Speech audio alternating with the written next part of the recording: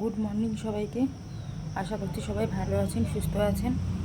আর আজকে মর্নিংটা আমার অন্য দিনের মর্নিংয়ের থেকে একটু অন্যরকম, কারণ আর আধ ঘন্টা পরেই মাকে আমি নিয়ে যাব সঞ্জীবনী নার্সিংহোমে।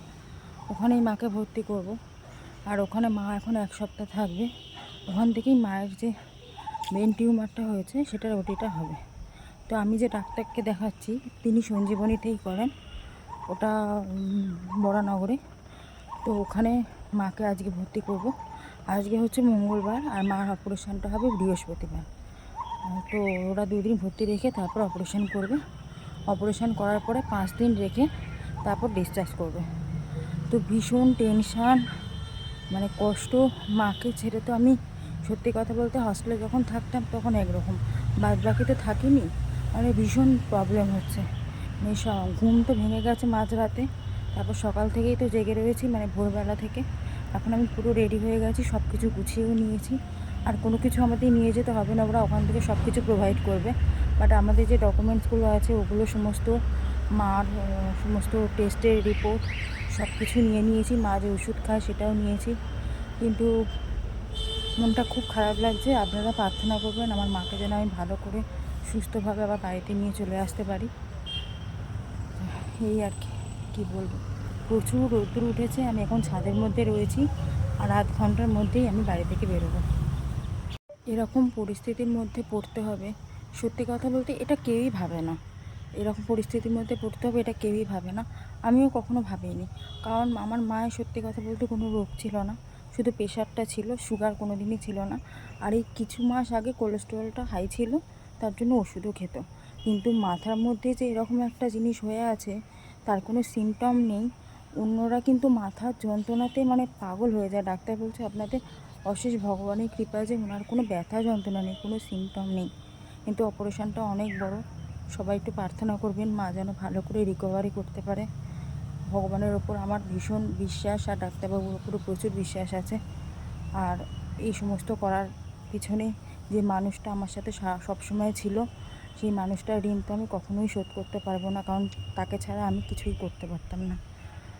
তো মা যেন ভালো হয়ে আসে, এটাই এখন সবথেকে বড় মানে বিষয় হয়ে দাঁড়িয়েছে। তো ওখানে কি হয় না হয় সব কিছুই আপনাদের সাথে শেয়ার করব। এখন ভিডিওটা অফ করছি, কারণ এক্ষুনি বেরোবো আমি। ওকে, বাই। রাস্তায় দাঁড়িয়েছিলাম, ওলার জন্য অপেক্ষা করছিলাম, কারণ ওলাটা এলে আমরা বেরোবো।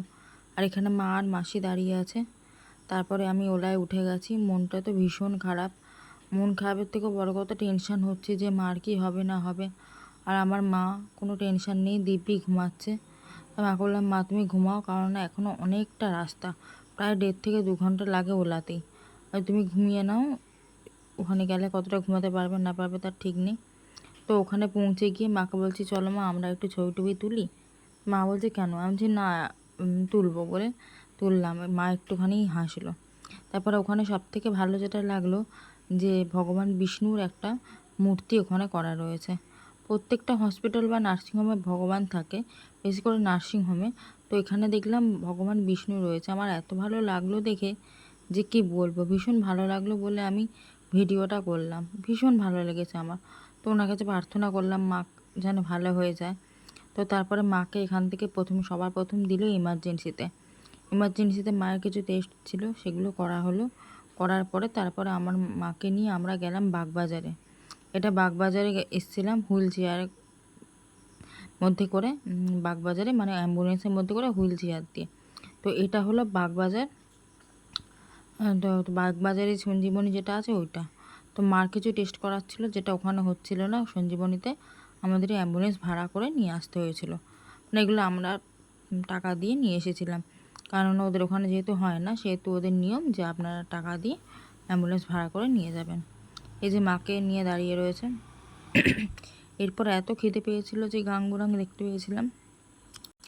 গাঙ্গুরাম থেকে অনেক রকমের তো এখানে মিষ্টি ছিল, প্রচুর কিছু ছিল। তো আমি একটা পিৎজা, একটা হটডগ আর একটা মিষ্টি নিয়েছিলাম, কারণ সারাদিন কিচ্ছু খাইনি। তো ভীষণ খিদে পেয়ে গিয়েছিল, তো সেই জন্য এগুলোই খাওয়া দাওয়া করেছিলাম। তারপরে নার্সিংহোমের ওখানে এসেছিলাম। নার্সিংহোমটা কিন্তু বেশ সুন্দর, যেমন পরিষ্কার তেমন ভালো পরিষেবা, ভীষণই ভালো। বাড়ি থেকে আমাদের একটু দূর হচ্ছিল ঠিকই, একটু কষ্ট করে যেতে হচ্ছিল, মাঝে মাঝে ওলায় করে যেতে ইচ্ছে করছিল, পয়সা খরচও হচ্ছিল, সবই ঠিক আছে। বাট নার্সিংহোমটা ভীষণ ভালো। একটা রুগী যেখানে থাকবে সেটা ভালো হওয়াটা বেশি দরকার। তো এই দেখুন, আমি মানে যতটা পেরেছি ভিডিও করার চেষ্টা করেছি। এই রাস্তাটা দিয়ে যেতে হয়। আর এই যে এখানটা এখানটা সবার প্রথম মা ছিল, আর এখন চলে এসছে মা এখানে। দেখি কি খায়। আবার কিছু বলেছে? কেমন লাগছে তোমার এখানে? মুখে বলো। খুব ভালো লাগছে। বাড়ি যাবে না? হ্যাঁ। এখানেই থাকবে? না,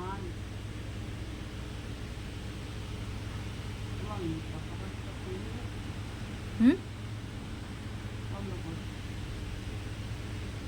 ভালো লাগছে তো? কত কি দিয়েছে?